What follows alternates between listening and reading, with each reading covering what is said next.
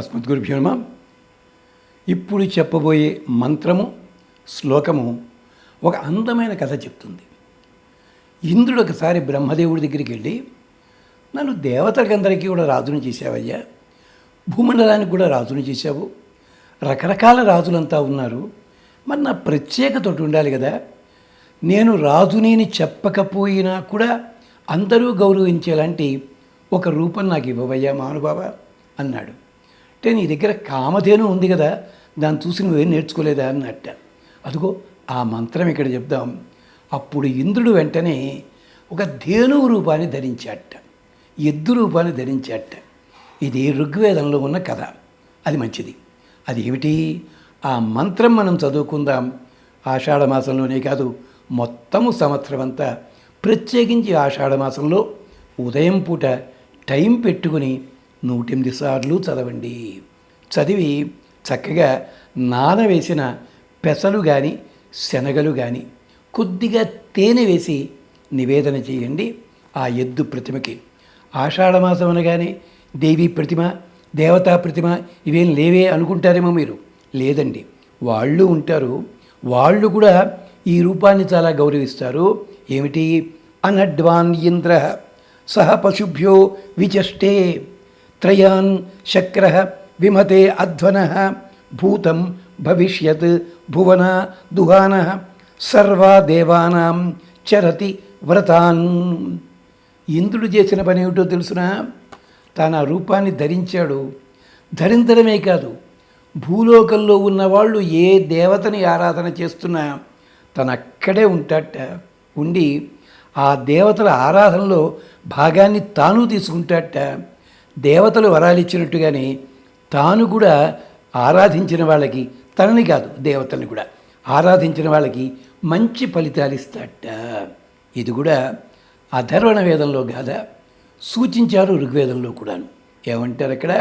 అనడ్వాన్ ఇంద్ర సహ పశుభ్యో విచష్టే. ఈ ఎద్దు ఎవరో కాదయ్యా, ఇంద్రుడే.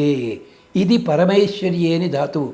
అందుకనే ఒకప్పుడు ఊళ్ళో ఎన్ని ఆవులు ఎన్ని గేదెలు ఉంటే అంత సంపద కలిగిన వాడు అనేవారు. మరి కంసుడికి నందుణ్ణి చూస్తే భయం ఎందుకండి? ఆలోచించండి. అక్కడ మధురా నగరానికి కావాల్సిన పాలు పెరుగు వెన్న ఇలాంటివే కాదు, వాళ్ళకు కావాల్సిన ఏనుగుల్ని కూడా కాపలా కాసిన వాడు నందుల వారు. ఇది భాగవతంలో ఏనుగుల సంగతి లేదు, హరివంశంలో ఉంది. అంటే అన్ని పశువులు, పశుపతి.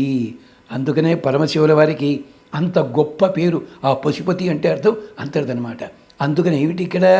అనడ్వాన్ ఇంద్ర. అందుకని ఆ రూపంలో తన్నట్టు. అలా అని చెప్పి ఆ రూపం కాదండి, అనడ్వాన్ బరువులు లాగగలిగిన ఎద్దు రూపం ధరించాడు ఇంద్ర. పశుభ్యో విచష్టే. అంతేకాదు, ఆవు వంటి పశువులు దేంట్లో ఉన్నప్పటికీ దాంట్లో తన శక్తులు ప్రవేశపెట్టాట. ఇంద్రుడికున్న శక్తులు ఎన్ని అన్నది ఋగ్వేదం బాగా చెప్పింది. చాలా పెద్ద కదా. తన శక్తులన్నీ కూడా ఆ పశువుల లోపల ప్రవేశపెట్టాడు. అంతేకాదు, త్రయాన్ శక్ర విక్రమతే అధ్వన. అంతేకాదు, 3 రకాల మార్గాలు ఉన్నాయి. ఒకటి ఆకాశం పైనది, మధ్యలోది నేలది, లేదు పైభాగము కింది భాగము పాతాళము, భూతకాలము భవిష్యత్తు వర్తమానము. ఇలా మీరు 3 మార్గములు ఉన్నాయి. 3 మార్గాల్లో కూడా తానే ప్రవేశించి ఉన్నాడు. ఆ మార్గాలకి క్షేమం కలిగిస్తున్నాడు అతను. భూతం భవిష్యత్ భువన దుహాన. పేరుకి మాత్రమే ఎద్దు, కానీ గోవు దుహాన, పిండుతుంటాట పాలు. అంటే ఫలితములన్నీ కూడా పిండుతుంటాయి. ఆవు చేసింది ఏమిటంటే, పారేసిన గడ్డి తిని బతుకు గడుపుతున్నాను, నా గుండెలు కాదని మీ కడుపులో నింపుతున్నా అన్నారు కొసరాజు గారు ఒక చోట. అలాగా అది తినేది గడ్డే, పాలుగా మార్చి మనకి పాలిస్తోంది. మనం గడ్డి తినేసి మనం పాలు దాచుకోవచ్చు కదా, వస్తుందా? రాదు. అది ఇంద్రుడి గొప్పతనం అన్నమాట. అందుకని 3 లోకాలకి కూడా దుహాన, కోరికలన్నీ కూడా తీరుస్తున్నాడు. సర్వ దేవానాం చరతి వరదానం. అంటే ఏం చేస్తున్నాడు? భూత భవిష్యత్ కాలములు వర్తమానం చెప్పాం కాదు. ఒక పక్క పాడి, ఒక పక్క పంట, ఒక పక్క ఓషధులు. పంట అంటే రోజు మనం తినే గడ్డి, ఇవన్నీ కూడా గడ్డి లేదా ధాన్యము, ఇవన్నీ కూడా. ఓషధి అంటే ఏమిటో తెలుసునా? ఒకటేసారి ఫలితం ఇస్తుంది, మళ్ళీ ఇవ్వదు. ధాన్యం అలాంటిది. ఓషధి అంటే. అదే చెరుకు ఉందనుకోండి, ఇవాళ కొట్టేసాను చెరుకుని, ఆ ముక్కలు ఇంకా ఉంటాయి, వాటిని దహించేసేయండి, వాటిని మళ్ళీ నీళ్లు పట్టించండి, మళ్ళీ కొత్తగా మొక్కలు వస్తాయి. అంటే మామిడి చెట్టు ఇలాంటివి ఉన్నాయి, ఎప్పటికప్పుడు కొత్తగా కాయలు వస్తాయి. కానీ అరటి చెట్టు కానీ ధాన్యపు గంటలు కానీ ఇవి ఒకసారి ఫలితం ఇస్తే ఇక మళ్ళీ ఫలితం, అది ఓషధి అంటే. అంటే ఎప్పటికప్పుడు నీకు కొత్త అందాలు, కొత్త అన్నాలు పంచిపెడుతున్నాడు. ఎవరండి? ఇంద్రుడు ఎద్దు రూపంలో ఉన్నాడు, అది గమనించండి. అందుకనే ఎద్దుకి మూపురం ఉండాలి, అంటే నడుము మీద ఎత్తుగా ఉంటుంది సార్, కొప్పులాగా అది ఉండాలి. అంటే ఇతర దేశ పెట్టలాగా ఉండవు. అంచేతనే మన వాళ్ళు అలాంటి ఆవు పాలే యజ్ఞంలో వాడుతుంటారు. అది దాని పేరు కకుత్ అంటారు.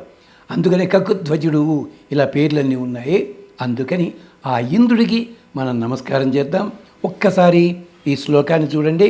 అనడ్వాన్ ఇంద్ర స పశుభ్యో విచష్టే త్రీన్ శక్ర సమితౌ అధ్వన విమతౌ అధ్వత విషుమతౌ అధ్వన భువంచ భవిష్యత్ భువన దుహాన సర్వా దేవానాం చరతి వ్రతాన్. నమస్కరిద్దాం.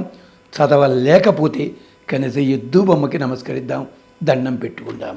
స్వస్తి.